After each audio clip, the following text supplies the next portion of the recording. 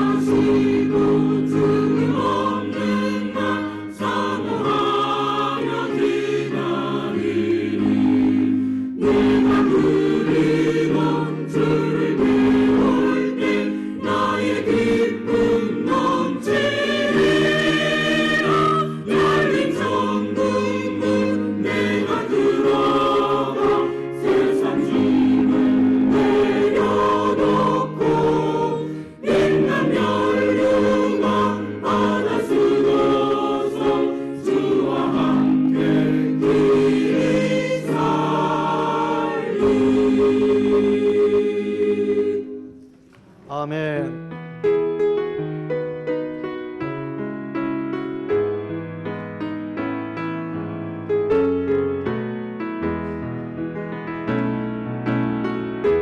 당신은 하나님의 언약 안에 있는 축복 축복의 통로 당신을 통하여서 열방이 주께 돌아오게 되리. 당신은 하나님의 언약 안에 있는 축복의 통로 당신을 통하여서 열방이 주께 예배하게 되리. 할렐루야. 예, 은혜로운 찬양 감사드립니다. 오늘은 12월 8일입니다. 12월 둘째 주일입니다.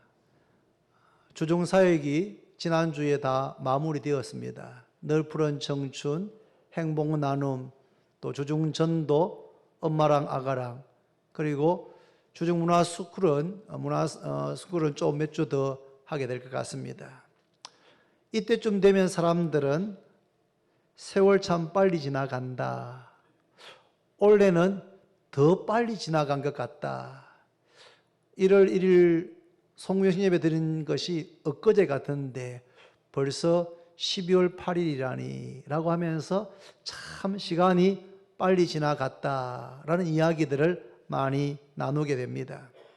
아직까지 12월 31일은 되지 않았지만 그래도 우리는 지난 한 해 동안을 한번 돌아보면서 내가 어떻게 살았고 또 내가 어떤 사람으로 살아왔는지를 한번 돌아볼 필요가 있습니다. 사실 자기 자신을 정확하게 평가하고 안다는 것은 매우 어렵습니다. 성경에도 자기 눈에 있는 들보는 보지 못하면서 다른 사람 눈에 있는 티는 잘 본다는 말씀이 있는 것처럼 다른 사람에 대해서는 우리가 객관적으로 냉정하게 냉철하게 평가하고 비판할 수 있지만 자기 자신에 대해서는 나도 모르게 너그럽고 관대하게 좋게 그렇게 평가하는 경향이 많이 있는 것 같습니다.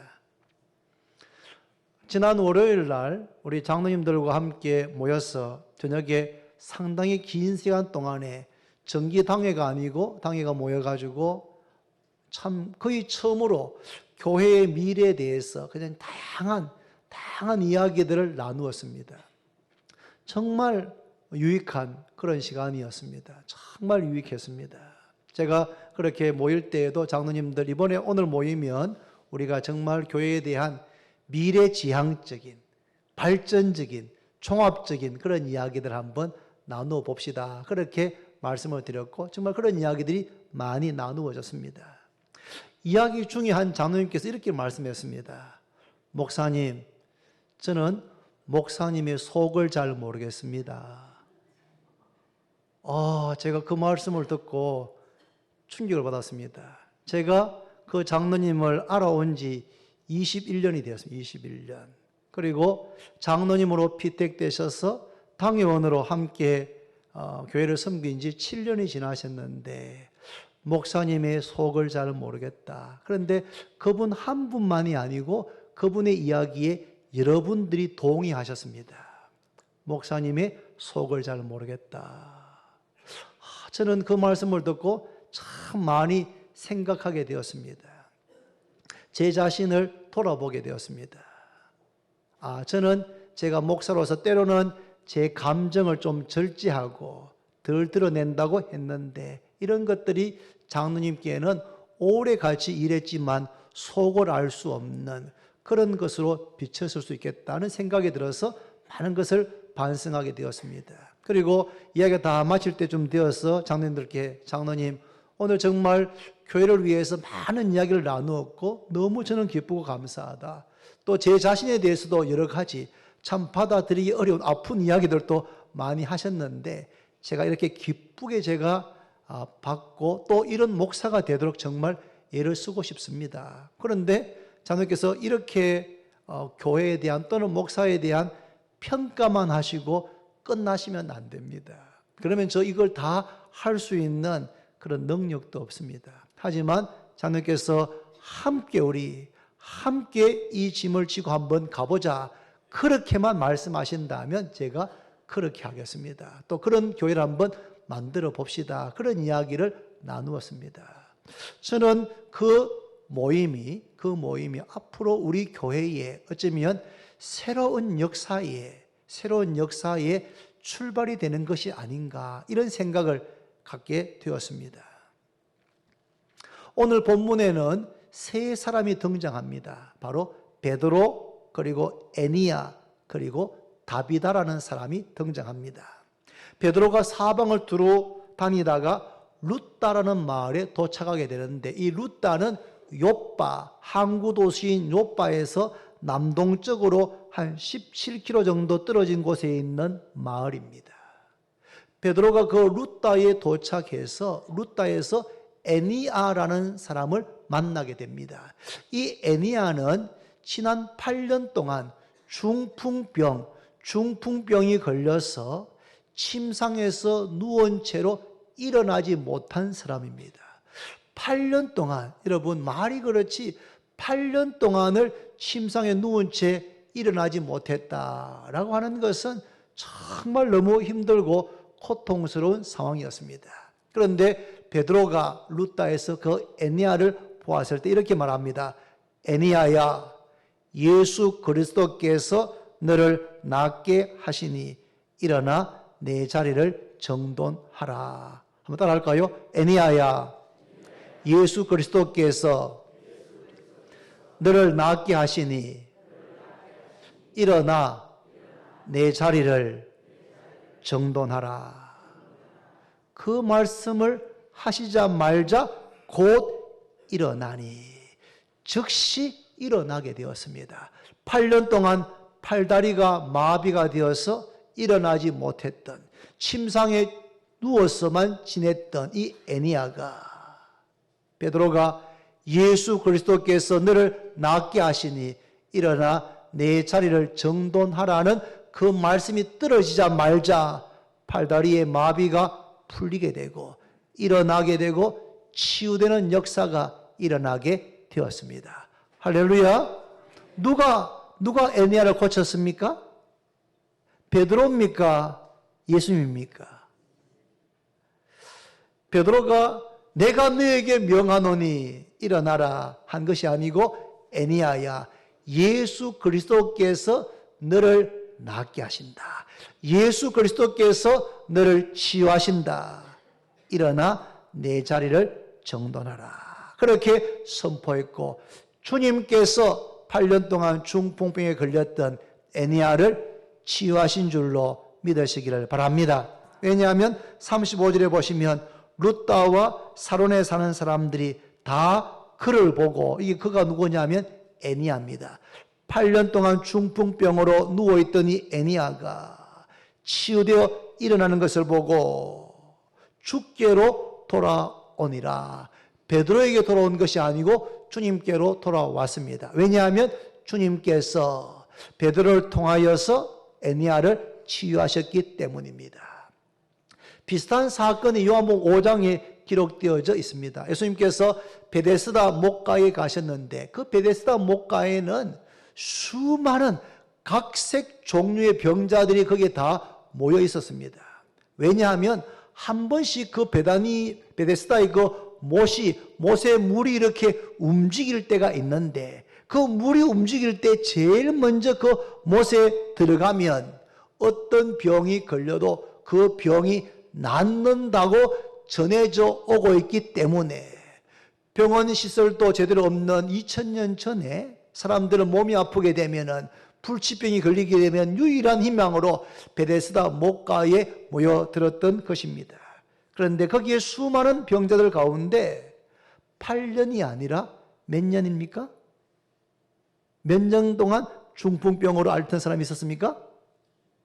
38년을, 세상에 38년을 중풍병으로 앓아서 누워있는 사람이 그 목가에 있었던 겁니다. 예수님께서 그에 가서 이렇게 말합니다.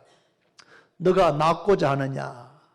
라고 물었는데 이 사람은 예수가 누군지 모릅니다. 그래서 예, 낫고자 합니다 라고 하면 되는데 그렇게 말하지 않고 물이 동할 때에 나는 중풍병이 걸렸으니까 일어나서 빨리 가지 못하니까 다른 사람이 먼저 갑니다. 그러니까 다음에 물이 움직일 때에 제 옆에 있다가 저를 저 물에 들어가도록 좀 도와주십시오 라고 요청합니다.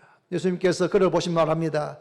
일어나 내 자리를 들고 걸어가라. 한번 따라할까요?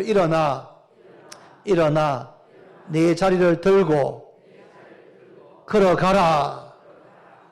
그렇게 말씀하시자 8년이 아니고 38년 동안 중풍병으로 팔다리가 마비가 되어서 누워 지냈던 사람이 일어나게 되고 자신이 누워있던 그 침상을 들고 걸어가는 역사가 일어나게 되었습니다. 38년 된 중풍병자를 일으키셨던 주님께서 베드로를 통하여서 8년 된 중풍병자 애니야를 고치시고 일으키신 것을 믿으시기를 바랍니다. 예수 그리스도는 어제나 오늘이나 영원토록 동일하시니라고 히브리서 13장 8절에 말씀했습니다. 애니야가 치유된 것을 보고 룻다와 사론에 사는 많은 사람들이 주께로 돌아왔습니다. 그 다음에 보면은 욥바에 다비다라고 하는 여자 제자가 있었습니다. 그의 이름을 헬라어로 번역하면 도르가입니다. 도르가. 영어로는 돌커스입니다. 돌커스. 저기 영국 가서 제일 첫 번째 만났던 우리 집 옆에 사는 여자의 이름이 돌커스입니다. 그 부모들도 예수님을 잘 믿는 그런 가정이었습니다. 돌커스. 저는 그 돌커스가 도르가인지 몰랐습니다. 다비다라는 이름의 여자가 있는데 이 여자의 이름을 헬라어로 번역하면 도르가, 영어는 돌커스입니다. 그런데 이 다비다가 어떤 사람이냐 하면 36절에 보시면 선행과 구제하는 일이 심히 많았다. 선행과 구제하는 일이 심히 많았다. 교회 안이든 교회 밖이든 무엇인가 어려운 사람을 만나면 이 다비다는 가만히 있지를 못하는 겁니다. 어떻게 하든지 그 어려운 사람을 도와주려고 모든 노력을 기울였습니다. 예를 들면 배가 고픈 사람이 있으면 집에 있는 음식을 가져가서 나누어서 먹게 합니다. 옷을 제대로 입지 못한 사람이 있으면 옷을 사거나 옷을 만들어서 속옷이든 겉옷이 만들어서 그것을 입혀 주었습니다. 돈이 없는 사람이 있으면 자신이 쓰는 것을 아껴가지고 나누어서 쓰게 했습니다. 그래서 교회 안에 있는 성도들도 교회 밖에 있는 사람들도 하나같이 이 다비다를 칭찬했습니다. 그런데 그 다비다가 어떻게 됩니까? 37절에 보시면 그때에 병들어 죽음에 시체를 씻어 다락에 누이니라. 선한 일, 착한 일, 어려운 사람 돕는 구제하는 일을 그렇게 심히 많이 했던 다비다가 오래오래 살면은 얼마나 좋았겠습니까? 그런데 병들어 죽었습니다. 하나님께서 다비다의 영혼을 불러 가신 것입니다. 사랑하는 성도 여러분, 하나님께서 부르시면, 생명의 주인이신 하나님께서 부르시면 우리가 내일 무슨 일을 하고 내년에 무슨 일을 하고 내가 70대에는 80대에는 100세에는 120세에는 수많은 계획을 세워놨다고 해도 내일 일을 알지 못합니다. 내일은 우리 손에 있는 것이 아니고 하나님의 손에 달려 있습니다. 하나님께서 부르시면 모든 것을 내려놓고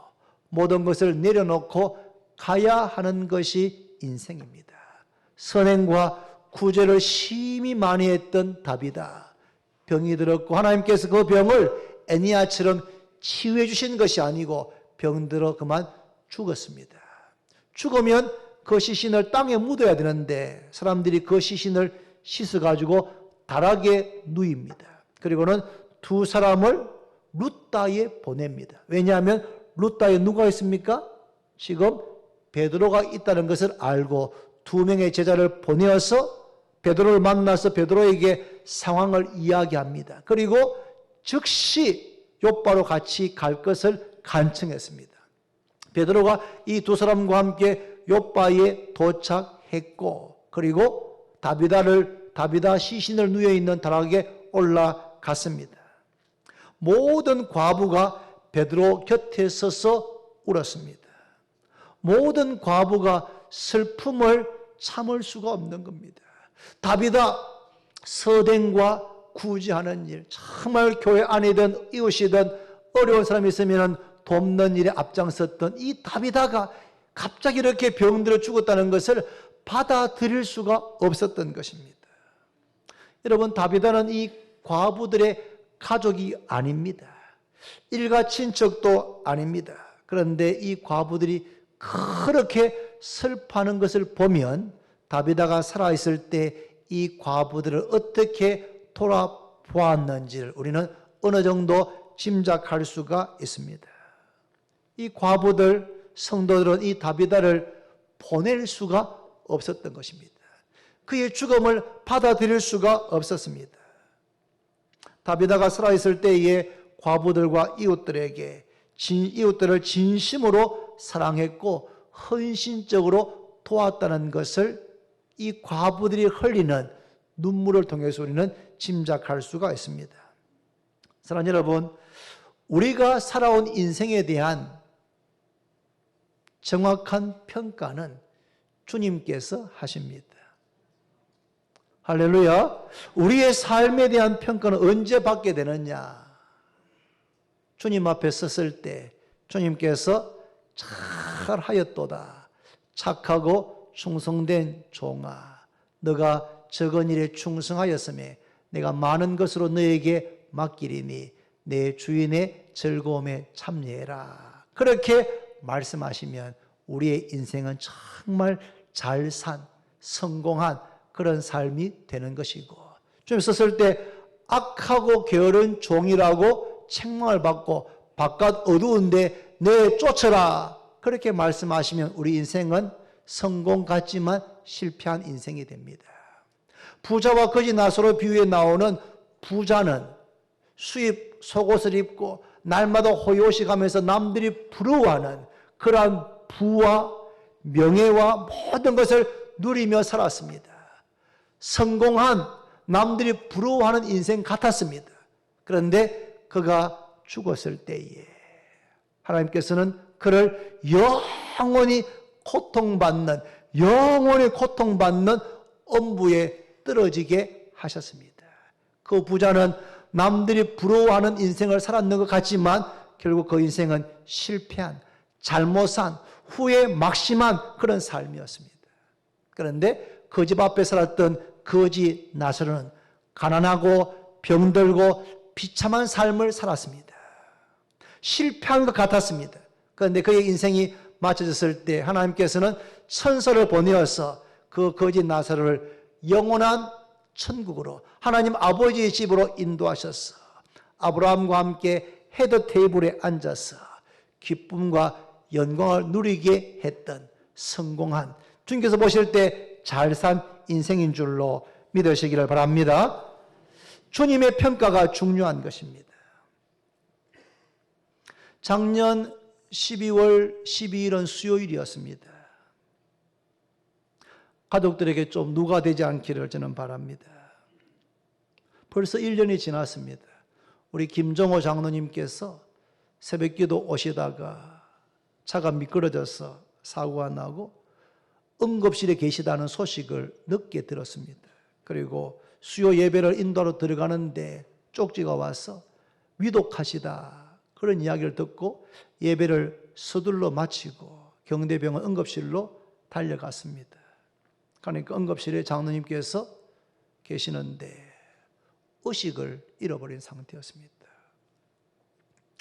그래서 제가 듣기로 아무 사람이 의식이 없어도 귀는 마지막까지 열려있다 그런 이야기를 하도 많이 들어서 제가 장로님께 가까이 가서 장로님 귀에 대고 장로님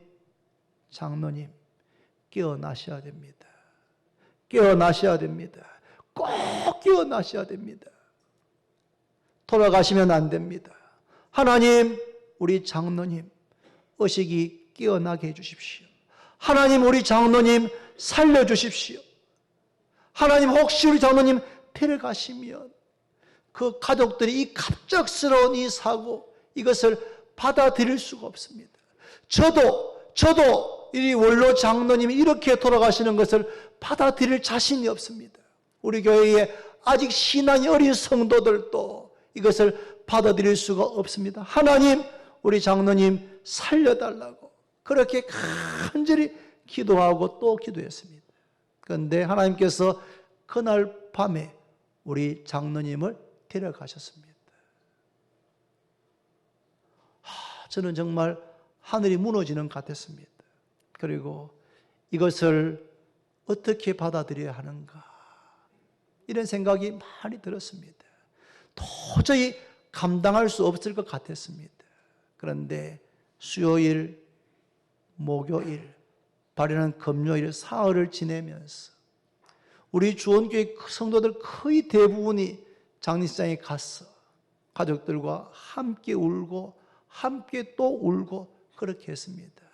왜냐하면 모든 성도들께서 우리 장로님께서 얼마나 주님과 교회를 사랑하셨는지를 너무나 잘 알기 때문에 함께 울고 끝까지 함께 했던 기억이 지금도 생생합니다. 장로님의 그 죽음은 너무나 갑작스러웠지만 어떤 분은 그렇게 말하더라고요. 왜 하필 새벽 기도 가다가 그런 사고가 나나, 이렇게도 말씀하시던데, 그럼 장로님께서 다른 데 놀러 가다가 사고 난 것보다는 그렇지 않겠습니까? 다 1년 365일 새벽 기도 나와서 기도하셨던 그 장로님께서 기도하러 오시다가, 물론 사고는 불의의 사고이지만 그렇게 하나님께서 불러가신 것, 하나님의 계획을 다 알 수는 없지만 온 성도들이 함께 울고 슬퍼하는 걸 통하여서 가족들의 마음에도 조그만 위로가 되게 되고, 그리고 참 우리 장로님 참 교회 사랑하시고 주님 사랑하셨구나, 나도 우리 장로님처럼 주님 사랑하고 교회 사랑해야 되겠다, 그런 마음을 모두가 다 갖게 된 것은 틀림없습니다. 깊은 슬픔에 잠겨있는 과부들과 성도들을 베드로가 다락 밖으로 내보냅니다. 그리고 베드로가 무릎을 꿇고 하나님께 기도합니다. 무릎을 꿇고 하나님께 베드로가 간절히 기도하고 난 다음에 기도가 마치자 돌이켜 시신을 보면서 한번 따라합니다. 다비다야, 다비다야, 일어나라. 다비다야, 일어나라. 죽은 시신을 향하여서 다비다야, 일어나라 라고 선포하는데, 죽었던 다비다가 눈을 뜨게 되고 살아나게 되고 일어나 앉게 되었습니다. 할렐루야. 베드로가 손을 내밀어서 다비다를 일으킵니다. 그리고 베드로가 성도들과 가부들을 다 불러들여서 죽었던 다비다가 살아난 것을 보여주었습니다. 죽었던 다비다가 살아났습니다. 누가 살렸습니까? 베드로가 살렸습니까? 주님이 살렸습니까? 42절에 보시면 온 요파 사람이 알고 많은 사람이 주를 믿더라. 많은 사람이 베드로를 믿더라. 많은 사람이 베드로를 따르더라 하지 않고 주를 믿더라. 왜냐하면 다비다를 살린 것은 베드로가 아니고 부활이요 생명이신 주님께서 다비다를 죽음 가운데서 살려내신 것을 베드로도 증거했고 많은 사람들이 알게 되었기 때문에 온 요파 사람들이 주를 믿게 된 줄로 깨닫기를 바랍니다.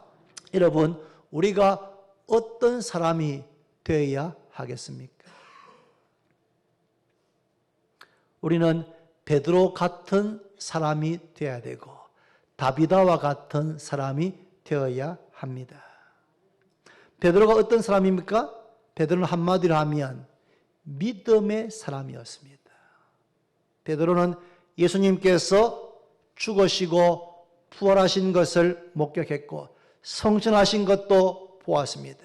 성령께서 강림하셨고 주님께서 살아계실 뿐 아니라 자기와 함께 하시는 것을 베드로는 믿었습니다. 루다에서 8년 동안 중풍병으로 침상에 누워있는 에니야를 볼 때에 주님께서 38년 된 중풍병들을 일으켰던 그것을 기억하면서 에니야야, 예수 그리스도께서 너를 낫게 하시니 일어나 내 자리를 정돈하라 라고 믿음으로 선포했고 주님께서 그 믿음을 통하여서 8년 된 에니야를 치유하신 줄로 믿으시기를 바랍니다. 믿음은 하나님의 능력이 우리 삶 가운데 임하고 나타나는 통로입니다. 믿음이 없이는 하나님을 기쁘시게 할 수가 없습니다. 하나님은 믿음을 통하여서 역사하십니다. 하나님께서 우리 삶 가운데 역사하시는 채널, 통로, 파이퍼가 바로 믿음인 것입니다. 베드로는 예수님이 죽은 회당장 야이로의 딸을 달리 다굼하셔서 살려내시는 것도 보았고, 나인성 과부의 아들이 장사 지내기 위해서 운구되어 가는 것을 살려낸 것도 보았고, 죽은 지 나흘 된 나사로를 살려내시는 것을 보았고, 자기 자신이 죽으시고 3일 만에 다시 살아나신 것도 보았습니다. 그 예수님께서 회당장 야이로의 딸을 향해서 달리 다굼하셔서 소녀야 일어나라고 말씀하셔서 살려내신 것을 기억하면서 베드로가 죽어있는 다비다 앞에 간절히 무릎 꿇고 기도할 때에 성령께서 베드로의 마음속에 믿음을 불같이 불러일으키셨습니다. 그래서 주님께서 달리 다굼하셨던 것처럼 베드로도 다비다야 일어나라 그렇게 선포했고, 주님께서 그 베드로의 믿음을 사용하셔서 죽었던 다비다가 살아나게 하신 줄로 깨닫기를 바랍니다. 우리가 어떤 사람이 되어야 됩니까? 베드로처럼 믿음의 사람이 되어야 됩니다. 믿음이 없이는 하나님을 기쁘시게 하지 못하나니 하나님께 나아가는 자는 반드시 그가 계신 것과 그가 자기를 찾는 자들에게 상 주시는 이심을 믿어야 합니다. 할렐루야. 여러분, 믿음은 항상 행함과 함께 가야 합니다. 야고보서 2장 26절에 영혼 없는 몸이 죽은 것 같이 행함이 없는 믿음은 죽은 것이니라. 영혼이 떠나가 버린 우리 몸은 죽은 것 아니겠습니까? 행함이 없는 믿음은 죽은 것과 같다. 믿음이 금보다 더 귀하지만 그 믿음이 행함이 결여되었을 때에, 행함이 없을 때에 그 믿음은 죽은 것이고 그 믿음은 아무런 가치가 없게 된다고 말씀하고 있습니다. 여러분, 착하게 살아서 구원받는 건 아닙니다. 선한 일, 좋은 일, 구제를 많이 했다고 구원받는 것은 아닙니다. 행함으로 구원받는 것은 아닙니다. 어떻게 구원받습니까? 따라할까요? 오직 하나님의 은혜로, 오직 믿음으로 말미암아 구원받습니다. 오직 하나님의 은혜로 받고 그 하나님의 은혜를 믿음으로 받아들일 때에 영접하는 자, 곧 그 이름을 믿는 자들에게는 하나님의 자녀가 되는 권세를 주신다고 약속했습니다.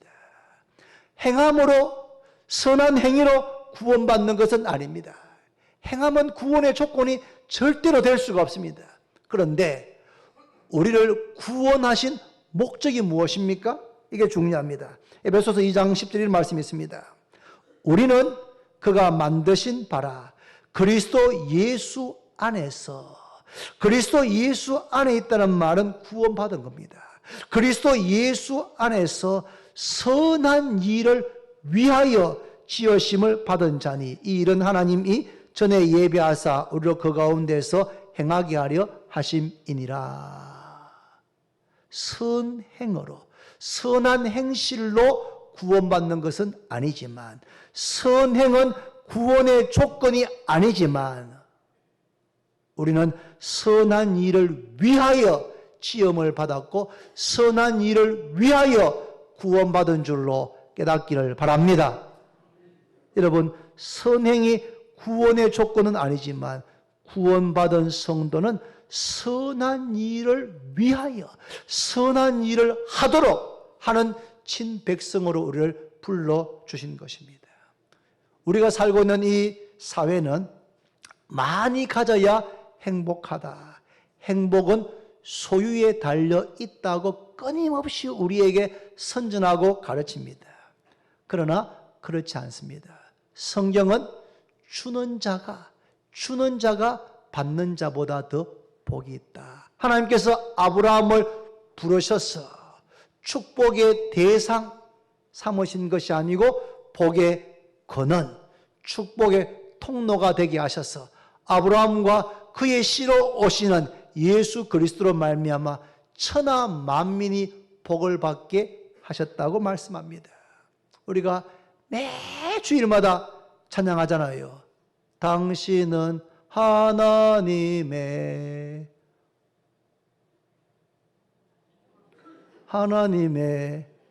은혜 안에, 언약 안에, 죄송합니다. 언약 안에 있는 축복의 통로. 당신은 하나님의 언약 안에 있는 축복의 통로. 당신을 통하여서 열방이 주께 돌아오게 되고 예배하게 될 것이다. 우리를 축복의 통로로, 복받는 복의 대상이 아니고 내가 복을 받을 뿐 아니라 나를 통해서 내 가족과 친척과 민족과 열방이 복을 받게 하시는 축복의 통로로 부르신 줄로 믿으시기를 바랍니다. 하나님께서는 다비다처럼 선행과 구제하는 일에 힘쓰는 것을 귀하게 여기십니다. 은혜의 강물이 나를 통해서 막히는 것이 아니고 나를 통해서 계속해서 흘러가야 합니다. 저는 다비다가 경제적으로 아주 부유했다고 생각하지 않습니다. 부유했기 때문에, 부자였기 때문에, 형편이 되기 때문에 선행과 구제에 힘썼다고 생각하지 않습니다. 부자가 되어야지만 남을 도와주거나 선을 행하거나 구제할 수 있는 것은 아닙니다. 내게 주어진 그 형편에서, 내가 서 있는 그 자리에서 내가 알게 되는 어려운 이웃들, 강도 만난 이웃들, 상처받은 사람들을 돕고 돌아보는 것, 이것이 하나님 아버지의 뜻이고 우리를 구원하신 목적인 줄로 깨닫기를 바랍니다. 대구 서연교회 돌로 지어진 저 예배당, 저 예배당을 건축할 때 저는 만나뵌 적이 없지만 하도 이야기를 많이 들어서 찾아보니까 정규만 장로님이라는 분이 정말 가난했던 그런 분인데 이천서 목사님인가 설교 듣고 바뀌어져 가지고 이분이 예수 믿는 그날부터 새벽 기도하고 11조하고 주일 성수하고 그렇게 했더니 하나님께서 그에게 복을 주셔가지고 정말 복이 쌓을 것이 없다. 그래서 돈을 약재를 팔아서 돈 버는 대로 그 예배당 짓는데 전부 다 드리고, 그리고 수많은 시골교회 목회자들, 신학생들, 어려운 사람들 그렇게 많이 도왔답니다. 그래서 장로님께서 돌아가셨을 때에 그 조문, 그 발인할 때 그 조문 행렬이 끝이 보이지 않았다라고 할 정도로 그렇게 많은 사람들이 그 장로님의 죽음을 슬퍼했다는 기록을 읽은 적이 있습니다. 여러분, 믿음과 선행은 두 개의 날개와 같습니다. 믿음과 선한 행실은 우리의 두 다리와 같습니다. 믿음과 선행은 우리의 두 팔과 같습니다. 날개 하나만 가지고는 날 수가 없습니다. 다리 하나를 가지고는 걸을 수 뛸 수가 없습니다. 양팔이 있는데 하나만 가지고는 제대로 사용하고 활동할 수가 없고 너무나 불편한 것입니다. 그런데 우리는 믿음이 좋으면 선행이나 덕이 부족하고, 덕이 있고 선한 일을 하면은 믿음이 부족한 한쪽으로 치우치기가 너무 잘하고 싶습니다. 여러분, 이것이 바로 우리가 평생 달려가고 싸워야 될 선한 싸움인 줄로 믿으시기를 바랍니다. 바로 믿음의 경주, 그리고 선행과 구제를 힘쓰는 것, 이것이 우리가 평생 추구하고 달려가야 될 싸움입니다. 바울은 그의 생애 마지막에 순교할 시간이 얼마 남지 않은 것을 알고 아들 같은 디모데에게 편지하면서 이렇게 고백합니다. 잘 아시는 말씀, 내가 선한 싸움을 싸우고 나의 달려갈 길을 마치고 믿음을 지켰으니 이제후로는 나를 위하여 의의 면류관이 예비되었으므로 주 곧 의로우신 재판장이 그날에 내게 주실 것이며 내게만 아니라 주의 나타나심을 사모하는 모든 자에게 도니라. 여러분, 우리가 어떤 사람이 되어야 되겠습니까? 어떻게 살아야 되겠습니까?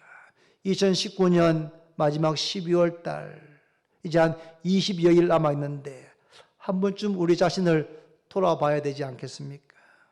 우리가 평생 싸울 선한 싸움은 얼마나 돈을 많이 버는가, 얼마나 오래 살았는가, 얼마나 세상에서 성공했는가가 아니고 얼마나 나의 믿음이 성장했는가, 얼마나 내 믿음이 온전했는가, 얼마나 끝까지 믿음으로 달려가고 살았는가, 거기에다가 내가 얼마나 인색하고 움켜쥐고 나만 위해 살지 않고 선한 일, 구제하는 일, 나누는 일, 베푸는 일에 부유한 사람이었는가 하는 것이 우리가 평생 싸워야 될 선한 싸움인 줄로 믿습니다.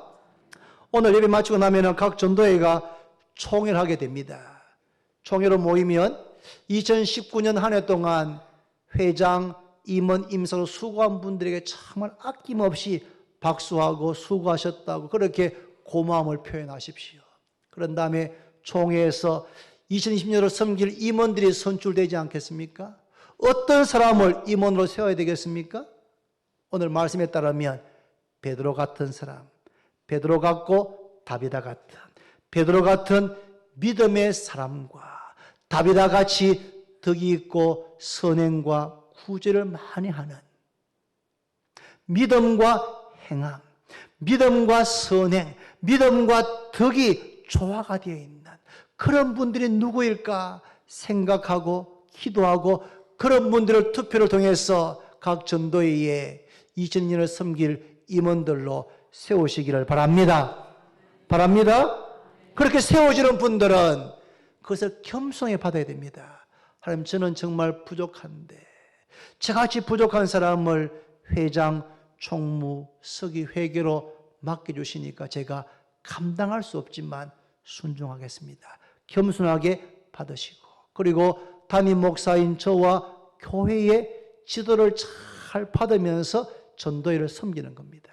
그렇게 투표하셨던 모든 회원들은 임원 세워놓고 잘하나 보자 하시면 안 되고 마음을 다해서 협조하고 협력하고 헌신해서 세워지는 임원들을 통하여서 2020년도에 각 전도회가 더 새로워지고 더 활발해지고 세워지게 되기를 바랍니다. 말씀했습니다. 이제 올해 20년 남았는데 자신을 돌아보면서 믿음과 선한 행실, 베드로와 다비다 같은 그런 삶이 내가 되고 있는지를 한번 돌아보고, 그리고 앞으로 이 선한 싸움을 끝까지 잘 달려가서 믿음도 성장하고 주님 기뻐하시는 선행과 구제에 더 힘쓰는 그런 사람이 되도록 더 분발하시는 여러분과 제가 되기를 바랍니다. 기도드립니다. 하나님 아버지, 감사합니다. 저희는 잘한다고 열심히 한다고 노력했지만 그러나 돌아볼 때에 부족한 것이 너무 많습니다. 하나님, 오늘 말씀을 통해서 우리 마음속에 베드로와 같은 믿음의 사람, 다비다와 같은 선행과 구제의 사람, 덕을 세우는 이런 사람 되는 것을 우리 마음에 받습니다. 하나님, 우리가 평생 믿음의 이 선한 싸움을 끝까지 싸우고 달려가고 끝까지 믿음을 지키는 우리 모두가 다 되게 해 주옵소서. 믿음이 성장하게 하시고 우리의 삶에 그러한 덕과 선행과 구제가 더 풍성해지게 해 주시옵시고, 이후 시간에 있는 8개 전도회와 청년부, 중고등부 총회를 통하여서 정말 베드로 같고 다비다 같은 이런 신실한 분들이 세워져서 2020년도에 각 전도회와 청년부, 중고등부가 더 새로워지고 부흥하고 발전하는 그런 기회가 되게 해 주옵소서. 예수님의 이름으로 기도드립니다. 아멘.